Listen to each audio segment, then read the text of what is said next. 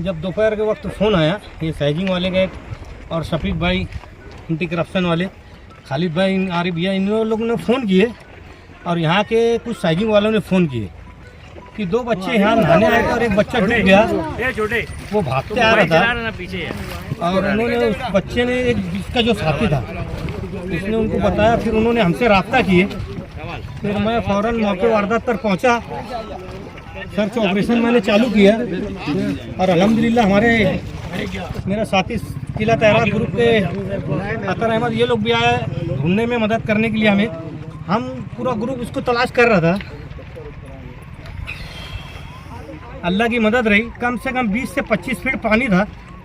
Rescue operation चालू था। तकरीबन 1 घंटे के बाद ये जो बच्चा जहाँ फंसा हुआ था वो एक दलदल था, दलदल में बच्चा फंसा हुआ था। ये वहाँ से अल्लाह की मदद से मैंने नीचे जाकर तकरीबन 20 से 25 फीट अंदर से उससे बॉडी को रिस्क्यू कर बाहर निकाला। रुक जाओ।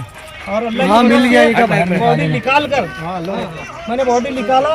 उसके दोस्त ने मुझे बताया कि हम यहाँ नहाने के लिए आए थे, ये दोनों साथी नहा रहे थे, ये दोनों बच्चे, और ये तीरते तीरते आगे चला गया और ये आगे जाने के बाद इसका दम टूट गया और ये वहीं पर पानी ज़्यादा होने की वजह से वहाँ डूब गया। इसकी तलाश 1 घंटे तक करने बाद अवेश ने भी मुझे फ़ोन किया कि इस हादसे की इत्तला दी। अवेश शेख ने मौके वारदात पर आकर हमने बॉडी को निकाला अल्लाह की मदद से। अभी इसे सिविल ले जा रहे हैं। आज आगे रमज़ान का महीना है। मैं शहरियान से खुसूसी अपील करता हूँ, उनके वालिदैन से, बच्चों से, कि बच्चों पर ध्यान दे। रमज़ान में देखने में आया है जब भी फजर पड़ने बाद बच्चे सैर व तफरी के लिए ऐसे आसपास तालाब में, गिर्रा में भी पानी वहाँ पहुँच जाते हैं, तो बच्चों पर ध्यान दे, नहीं तो हादसा ऐसे ही होते रहेंगे।